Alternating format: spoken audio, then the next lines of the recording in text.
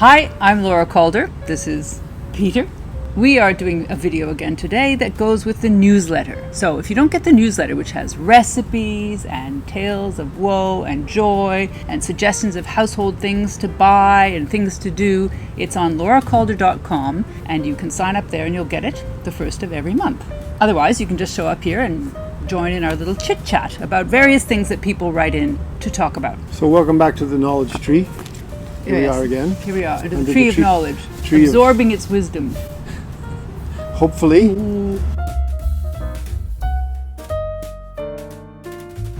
All right, our first question today comes from Ella Kuzmenko. It's a nice name. And she asks, what is your take on healthy eating? Is there anything you don't do? Also, do you ever overeat?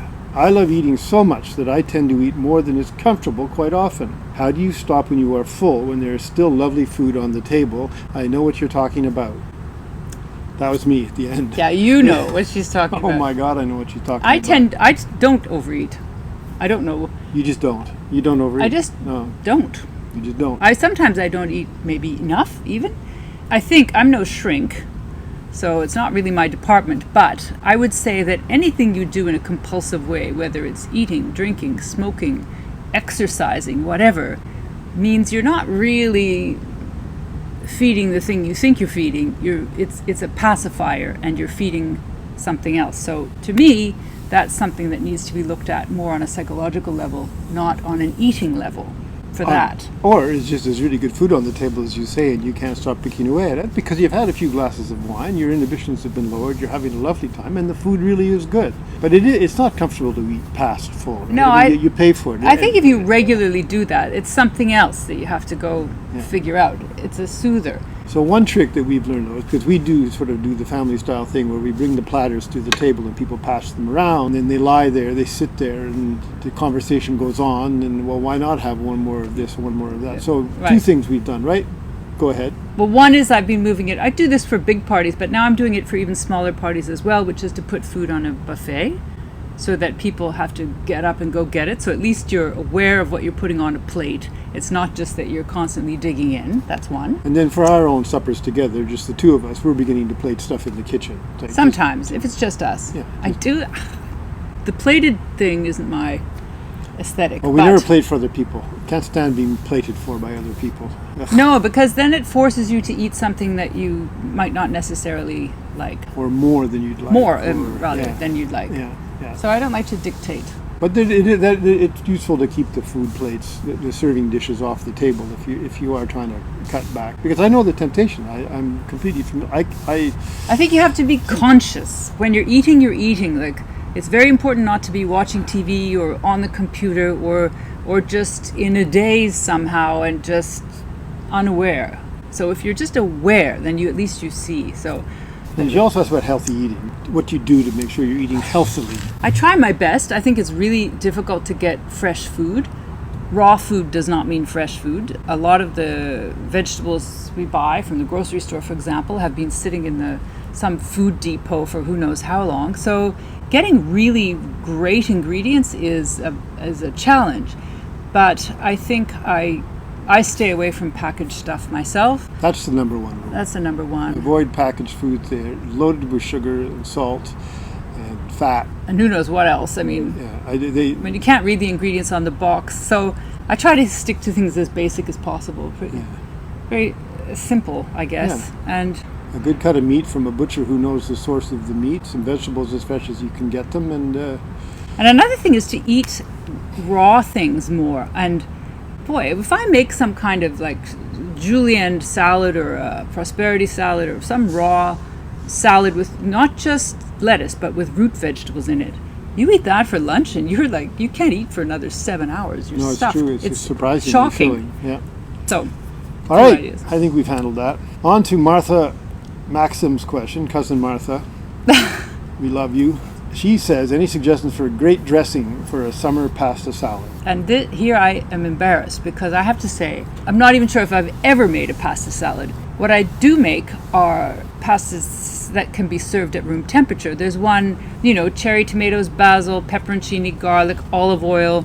Put the tomatoes in, let it sit, and then toss it with a pasta in a few hours once the juices have been running. You can also put in some almonds and then whiz the whole thing up, so that gives them a bit of texture for a cold one. There was an orzo with, sometimes if you put some goat cheese in a little bit of cream and melt it down, then you can use that as a kind of dressing and put lemon zest and herbs with it. And I had an Italian friend. She was Swiss Italian actually. But anyway, she used to do something where she did julienne, peppers and carrots and something else green, I forget what, and made this coconut milk curry dressing thing that she tossed. She used to bring it to parties. On what noodle? Like on a particular noodle? Oh, butterflies or bow ties. Bow ties, I mean, and farfalle. The two, I haven't seen it in a long time. That's sort of traditional elbow pasta salad with a creamy dressing that you Haven't get. seen it. But like you say, a room temperature pasta. In fact, kind of like a salad, and it could be delicious. Yeah, I think a lot of them are quite, as long as they're simply dressed. You don't want some like cold, congealed, creamy sauce. But, it's in the next newsletter, in fact, is a recipe for this nutty pasta with a lot of mint and pistachios, almonds all ground up and olive oil, and that's fine at room temperature. Yeah. I like it warm, but it's good at room temperature too. So there are lots of things you can do. But I just don't see I don't really see the vinaigrette approach. I don't think there is a vinaigrette pasta salad. I think there is. There? Does cold pasta salad count when you eat the leftover spaghetti in the morning for breakfast? Probably not. No. So this is me asking you, because I said in the last newsletter I wanted to talk about culinary projects, and as we are approaching August, as we tape this one, there are going to be lots of culinary projects. Now you do all the meaty stuff. Well, butter, meat. Yeah, I do the... Tell us some. What? It began with butter. Well, what's the question? Well, the question is what culinary projects are coming up. I'm going to can tomatoes the first week of September. That's a big job. Right. I just wonder what other people do. Are you jam makers? Or you were smoking bacon for a while? I did that for a while, yeah. I might do that. I mean, you have to have a lot of refrigerator capacity to do these projects. Like if I make butter, I need a whole shelf in the fridge for 48 hours. If I make bacon, I need a whole shelf in the fridge for a week. You're limited by that, but it's just one of the more pleasant things you can do, these kinds of projects. I mean, the tomato canning that you do lasts for a year. Yeah. You end up with 48 jars of tomato that I think we can give as gifts that we eat, but we always use them all. We were just watching that woman on YouTube who does, what's her name? Maangchi or something, and she was making kimchi. But she's making kimchi for the multitudes. People, when they do things in large batches or something that takes a bit more energy, it's different from cooking. I'm not quite sure how, but it involves you with the food, usually for more than a day. So it's always a multi-day process. Multi-day process, curing fish or something, Yeah, it's a lot of fun. I recommend it. I've been doing hot smoked salmon, which is really great. Very light, not heavy smoke. Not a heavy smoke, and you can freeze it and sort of eat it 10 days later, but it's just sort of something you can have in the fridge for a light supper or on a salad or as an hors d'oeuvre. So the three questions are projects that you think would be fun for people to try, any pasta salads that you think are really great, would love to hear, and any tips on how not to overeat. I think all these people would appreciate your thoughts as much as ours, so please add them and subscribe to the newsletter on lauracalder.com. And come back and see us next time. Every question is one more leaf on the tree of knowledge. That's right. Wow, you're such a sage. Bye. Ciao. Bye.